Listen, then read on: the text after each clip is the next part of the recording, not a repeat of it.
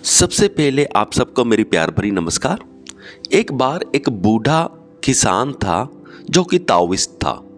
In simple language में आप ये कह सकते हो कि एक ऐसा किसान था जो स्पिरिचुअलिटी में बहुत बिलीव करता था और स्पिरिचुअलिटी को सीरियसली फॉलो करता था।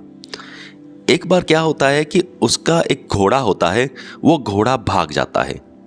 तो वो तो पहले ही गरीब था और उसके पास एक घोड़ा ही था, और वो भी जब भाग गया तो बहुत ही दुख की बात हो गई। तो जो आसपास के लोग थे वो उसके घर में आए अपने दुख को प्रकट करने। वो कहते बहुत बुरा हुआ, तुम्हारे पास एक ही घोड़ा था, वो भी भाग गया। तो ओल्ड ताओइस्ट फार्मर यानी कि किसान कहता शायद, मतलब वो कह रहे थे कि बहुत ही बुरा हुआ, वो कह रहा है शायद। मतलब वो अभी भी ये नहीं कह रहा था कि ये वाकई में बहुत बुरा हुआ, वो कहता शायद ये बुरा हुआ है।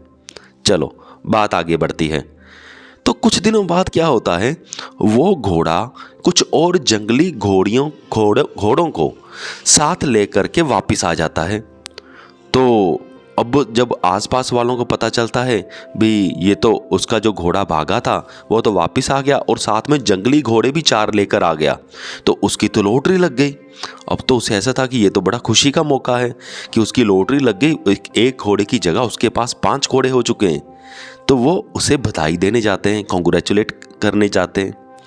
तो वो कहते हैं कि अरे भाई, तुम्हारे पास एक घोड़ा भागा था, अब भगवान ने तुझे 5 घोड़े दे दिए, अब तो बहुत ही खुशी की बात है। तो फिर वो बूढ़ा किसान कहता है शायद। मतलब अब वो हैरान हो जाते हैं, भी ये क्या सीन है, ये तो इतनी बड़ी खुशी की बात है, वो कह रहा है शायद ये खुशी की बात है। तो अभी भी वो कंफर्म नहीं, वो यानी कि अपने से मुंह से एक सर्टिफिकेट नहीं दे रहा कि मुझे वाकई ये अच्छी बात है। फिर कुछ दिनों के बाद जो किसान का बेटा होता है, वो अब उन्होंने घोड़े के लगाम लगानी होती है, उसको कंट्रोल में करना होता है, जो जंगली घोड़े होते हैं। तो वो उसे सैडल करने के लिए भी यानी कि लगाम लगाने के लिए जब कोशिश करता है उनको कंट्रोल करने की, तो वो कंट्रोल करते करते घोड़ा उसे नीचे फेंक देता है और उसकी टांग टूट जाती है, किसान के बच्चे की। जब किसान के बच्चे की टांग टूट गई, अब ये बड़ी अफसोस वाली बात थी। फिर आसपास के लोग इकट्ठे होते हैं और उन्हें कहते हैं अरे ये तो बहुत ही बुरा हुआ कि तुम्हारे बच्चे की टांग टूट गई। ये सुनकर भी वो बूढ़ा किसान कहता है शायद ये बुरी बात है, यानी कि अभी भी वो कुछ नहीं बोल रहा। चलो अब ये भी बात खत्म हो गई। फिर कुछ दिनों बाद जहाँ पर वो किसान रहता था, वहाँ पर रूल था कि जब आर्मी चाहेगी किसी के भी बेटे को, जब आर्मी को ज़रूरत होगी, वो आर्मी में शामिल कर लेगी। तो आर्मी वहाँ पे आती है और जो जो हेल्दी बच्चे होते हैं उनको ज़बरदस्ती आर्मी में शामिल कर लेते हैं। तो जब किसान की बारी आती है तो वो किसान के बच्चे की देखते हैं इसकी तो टांग टूटी पड़ी है, वो उसे छोड़ देते हैं, क्योंकि आर्मी वालों को अब टूटी टांग वाला लड़का तो चाहिए नहीं, तो वो उसे छोड़ जाते हैं। वो कहते हैं कि इसका बेटा तो हमारे लायक नहीं है, वो चले जाते हैं। तो फिर खुशी की लहर दौड़ पड़ती है। तो जो आसपास वाले लोग इकट्ठे होते हैं, अरे वो कहते हैं अरे भाई साहब, ये तो अच्छा हुआ तुम्हारे बच्चे की टांग टूट गई, अगर टांग सही होती तो आर्मी वाले ले जाते और वहाँ पर ये लड़ता लड़ता वैसे ही मर जाता, अब एटलीस्ट बच्चा ज़िंदा तो रहेगा, ये तो बहुत ज़्यादा खुशी की बात है। तो किसान फिर कहता है शायद। यहीं पर कहानी ख़त्म होती है। अब यहाँ पर देखो कि वो किसान था स्पिरिचुअल पाथ पे चलने वाला।